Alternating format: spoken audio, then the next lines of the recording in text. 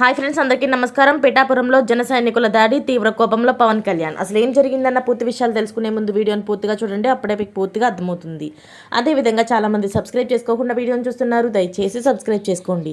Subscribe చేసుకోవడం వల్ల నేను చేసే ప్రతి వీడియో అప్డేట్ మీకు ముందుగానే నోటిఫికేషన్ రూపంలో వస్తుంది. అదేవిధంగా లైక్ చేయడం మర్చిపోతున్నారు, దయచేసి లైక్ చేయండి. లైక్ చేయడం వల్ల ఇటువంటి ఇంపార్టెంట్ ఇన్ఫర్మేషన్స్ చాలామందికి రీచ్ చేసిన వాళ్ళు అవుతాం.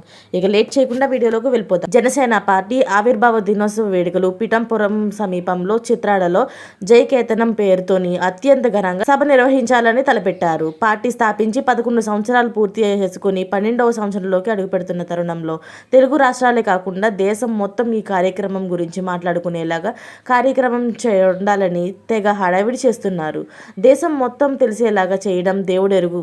ముందు కార్యకర్తలను అదుపులో పెట్టుకోవాలని పార్టీ చీఫ్ పవన్ కళ్యాణ్కి సామాన్య ప్రజలు హితబోధ చేస్తున్నారు. పార్టీ ఆవిర్భావ దినోత్సవం వేడుకల నేపథ్యంలో పిఠాపురంలోని జనసేన కార్యకర్తలు రెచ్చిపోయారు. రోడ్లపై బైకులతో ప్రమాదకరమైన స్టంట్లతో వాహనదారుల్ని హడలెత్తిస్తున్న యువ సైనికులు ఒకవైపు అయితే, మరోవైపు ట్రాఫిక్ అంతరాయం కలిగిస్తున్నారని ప్రశ్నించిన సామాన్యులపై దాడి చేస్తున్నవారు మరోవైపు ఉన్నారు.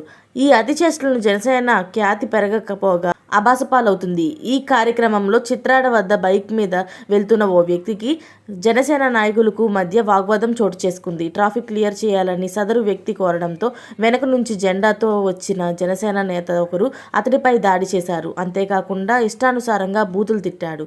ఇందుకు సంబంధించిన వీడియో సైతం సోషల్ మీడియాలో అయితే వైరల్గా మారింది. ఇదంతా తెలుసుకున్న డిప్యూటీ సీఎం తీవ్ర కోపంలో ఉన్నట్లు తెలుస్తుంది. మరిన్ని లేటెస్ట్ అప్డేట్స్ కోసం ఛానల్ని సబ్స్క్రైబ్ చేసుకోండి. Thanks for watching friends.